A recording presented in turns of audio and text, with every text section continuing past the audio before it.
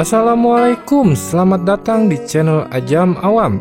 Biar Ajam cinta keluarga Nabi, biar Awam cinta Islam sampai mati. Pasukan Panji Hitam. Di samping sekarang sudah ada beberapa kelompok-kelompok dari sebagian umat Islam yang telah mengibarkan panji hitam, tapi yang dimaksud panji hitam di sini adalah panji hitam yang akan mengiringi Imam Mahdi. Imam besar yang dinantikan kemunculannya yang berdasarkan hadis, namanya adalah Muhammad atau Ahmad bin Abdullah.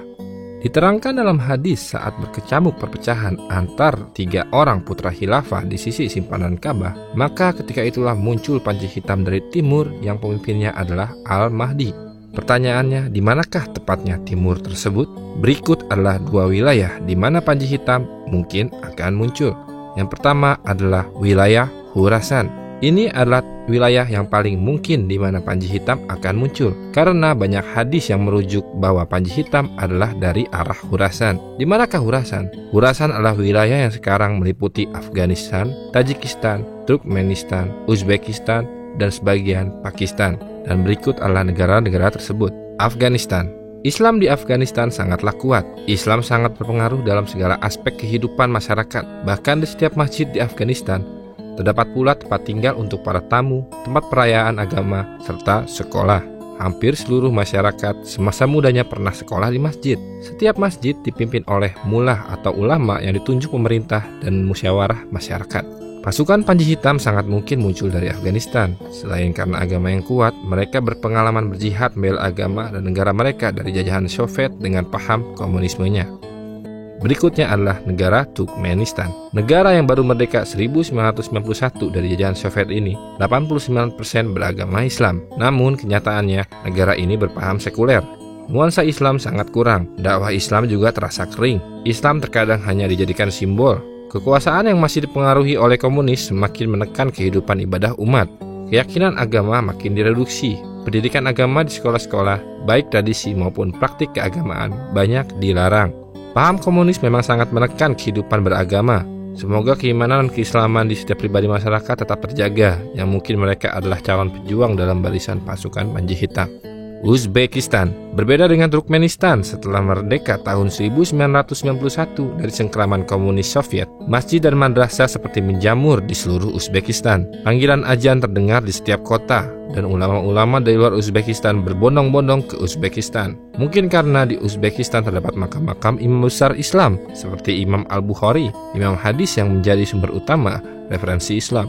Dengan nuansa Islam yang kental di Uzbekistan, mungkin di sini terdapat bibit-bibit pejuang yang menjadi barisan panji hitam nantinya.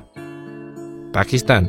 Pakistan adalah negara berpenduduk Islam terbanyak kedua setelah Indonesia yang pada tahun 2016 berjumlah 195 juta penduduk. Islam di Pakistan tergolong kuat, baik di masyarakat, pemerintah maupun dalam tubuh militernya. Jadi mungkin saja panji hitam muncul dari negara ini.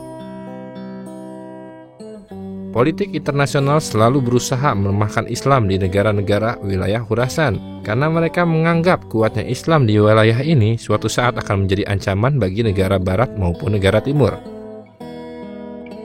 Wilayah yang kedua adalah Nusantara. Nusantara meliputi beberapa negara-negara di Asia Tenggara seperti negara Malaysia, Brunei Darussalam, dan Indonesia, yang merupakan satu rumpun Melayu yang mayoritas beragamakan Islam. Konon panji hitam muncul dari ujung timur, dan kenyataannya sekarang Islam telah menyebar ke seluruh dunia, dan paling timur adalah wilayah Nusantara. Bahkan Indonesia adalah negara peringkat pertama dengan jumlah penduduk muslim terbanyak di dunia, belum ditambah dengan penduduk Malaysia dan Brunei Darussalam. Sumber daya alam pun melimpah ruah yang dapat menjadi modal kekuatan kebangkitan Islam. Coba perhatikan hadis berikut.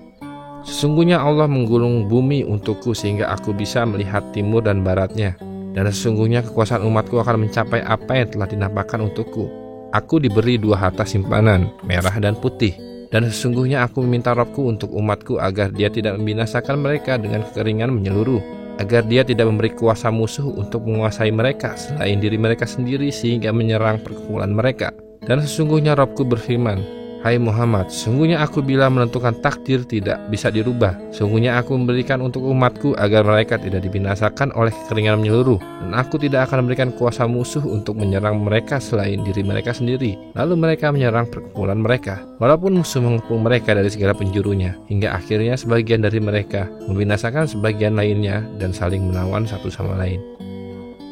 Kita perhatikan kata dua harta simpanan, merah dan putih. Apa mungkin merah putih yang dimaksud adalah Indonesia? Perhatikan pula pendapat-pendapat ulama besar berikut. Seorang guru besar Universitas Al-Azhar Kairo, Profesor Dr. Syekh Abdul Hayy, beliau menegaskan bahwa kebangkitan Islam di masa depan akan dimulai di Indonesia. Beberapa tokoh dan penulis dunia diantaranya Malik bin Nabi, seorang penulis Perancis, Dr. Abdus Salam Haras dari Universitas Qarawiyun Maroko, Judith Nagata, seorang penulis Amerika, Mahmud Bajahji, mantan Perdana Menteri Irak, juga meyakini bahwa kebangkitan Islam akan bermula dari Asia Tenggara dengan tulang punggungnya adalah Indonesia dan Malaysia. Syekh Al-Mujahid Abu Mus'hab Az-Zarqawi, beliau adalah seorang ulama dari Irak. Sebelum mengembuskan nafas terakhir, beliau sempat berpesan kepada bawahannya, tolong perhatikan bangsa-bangsa timur, karena Allah SWT telah memilih mereka untuk mengawal tongkat dari kepemimpinan Imam Al-Mahdi, dan saya berpendapat bahwa mereka itu adalah bangsa Melayu Indonesia.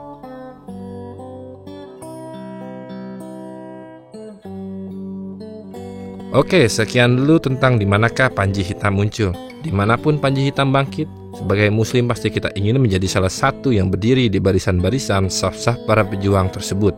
Akan terjadi banyak fitnah ketika Panji Hitam tersebut muncul, dan sangat mungkin untuk kaum awam seperti saya akan termakan fitnah tersebut. Lalu usaha apa yang harus kita lakukan sekarang? Menurut saya adalah perbaiki diri, perbaiki takwa kita, perbaiki iman kita. Insya Allah kita diberikan kepekaan untuk menentukan mana kelompok yang benar-benar memperjuangkan din Islam.